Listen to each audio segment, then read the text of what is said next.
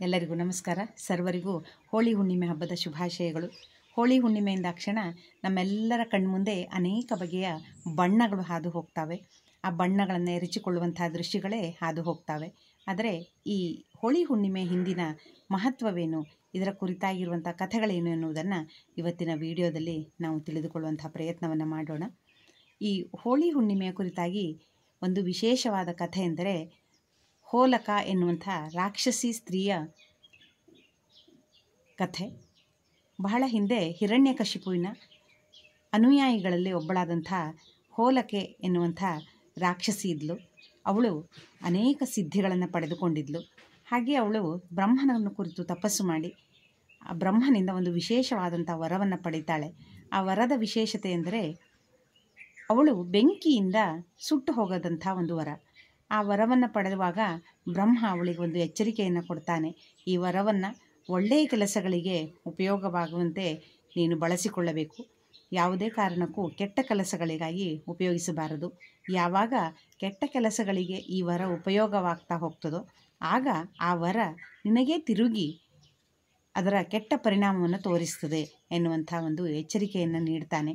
ಸಹಜವಾಗಿಯೇ ರಾಕ್ಷಸಿ ಅವಳು ತನಗೆ ಲಭ್ಯವಾದಂಥ ಈ ವಿಶೇಷ ವರವನ್ನು ಮಕ್ಕಳನ್ನು ಕೊಲ್ಲುವುದಕ್ಕಾಗಿ ಹಾಗೆ ಅಮಾಯಕರನ್ನು ಕೊಲ್ಲುವುದಕ್ಕಾಗಿ ಉಪಯೋಗಿಸ್ತಿದ್ಲು.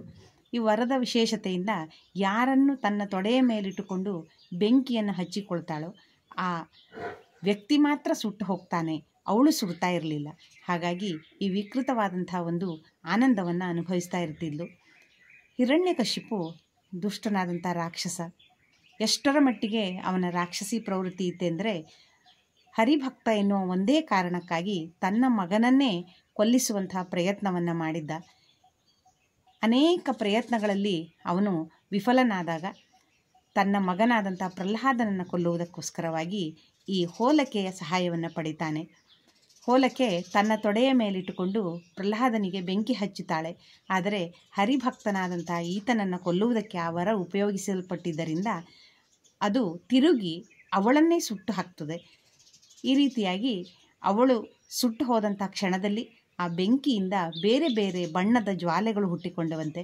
ಅಲ್ಲದೆ ಆ ಬೂದಿ ಕೂಡ ವಿಶೇಷವಾದ ಬಣ್ಣಗಳನ್ನು ಹೊಂದಿತ್ತು ಎನ್ನುವುದರ ದ್ಯೋತಕವಾಗಿ ಇವತ್ತಿನ ದಿವಸವನ್ನು ಹೋಳಿ ಹುಣ್ಣಿಮೆ ಎನ್ನುವಂಥ ಅಥವಾ ಹೋಲಿಕಾ ಹುಣ್ಣಿಮೆ ಎನ್ನುವಂಥ ಹೆಸರಿನಿಂದ ಆಚರಿಸ್ತಾರೆ. ಇನ್ನು ಕೆಲವು ಕಡೆ ಇವತ್ತು ಕಾಮನನ್ನು ಸುಟ್ಟು ಈ ಹೋಳಿ ಹುಣ್ಣಿಮೆಯನ್ನು ಆಚರಣೆಯನ್ನು ಮಾಡ್ತಾರೆ. ಇದರ ಬಗ್ಗೆ ತಿಳಿದುಕೊಳ್ಳೋದಾದರೆ ಇವತ್ತಿನ ದಿವಸ ನಮ್ಮಲ್ಲಿ ಅಡಗಿರತಕ್ಕಂಥ ಕೆಟ್ಟ ಕಾಮಗಳನ್ನು ಅಂದರೆ ದ್ವೇಷ, ಅಸೂಯೆ ಮುಂತಾದ ಕೆಟ್ಟ ಕಾಮಗಳನ್ನು ಸುಟ್ಟು ಒಂದು ಸೌಹಾರ್ದತೆ, ಮಿತ್ರತ್ವ, ಸಹೋದರತೆ, ಬಾಂಧವ್ಯ ಇಂಥವುಗಳ ಒಳ್ಳೆಯ ಕಾಮಗಳ ಆಹ್ವಾನವನ್ನು ನೀಡುವುದರ ದ್ಯೋತಕವಾಗಿ ಇವತ್ತು ಕಾಮನನ್ನು ಸುಟ್ಟು ಕೆಲವು ಕಡೆ ಹೋಲಿಕಾ ಕಾಮದಹನ ಎನ್ನುವಂಥ ಆಚರಣೆಯನ್ನು ಮಾಡ್ತಾರೆ. ಹಾಗೆ ಇವತ್ತಿನ ದಿನ ಕೆಟ್ಟ ಕಾಮಗಳನ್ನು ಸುಟ್ಟು ಒಳ್ಳೆಯ ಕಾಮಗಳನ್ನು ಆಹ್ವಾನ ಮಾಡುವಂಥ ದಿವಸವಾಗಿ ನಾವೆಲ್ಲರೂ ಈ ಹೋಳಿ ಹುಣ್ಣಿಮೆ ಹಬ್ಬವನ್ನು ಆಚರಿಸೋಣ. ನಮ್ಮಲ್ಲಿರುವಂಥ ಕೆಟ್ಟ ಭಾವನೆಗಳನ್ನು ಸುಟ್ಟು ಒಳ್ಳೆಯ ಭಾವನೆಗಳನ್ನು ನಮ್ಮಲ್ಲಿ ವಿಶೇಷವಾಗಿ ತಂದುಕೊಳ್ಳೋಣ ಅಂತ ಹೇಳ್ತಾ ಮತ್ತೊಮ್ಮೆ ತಮ್ಮೆಲ್ಲರಿಗೂ ಹೋಳಿ ಹಬ್ಬದ ಶುಭಾಶಯಗಳನ್ನು ಹೇಳ್ತಾ ಇವತ್ತಿನ ಈ ವಿಡಿಯೋಕ್ಕೆ ಮಂಗಳವನ್ನು ಹಾಡ್ತಾ ಇದ್ದೇನೆ. ಜೈ ಶ್ರೀರಾಮ್.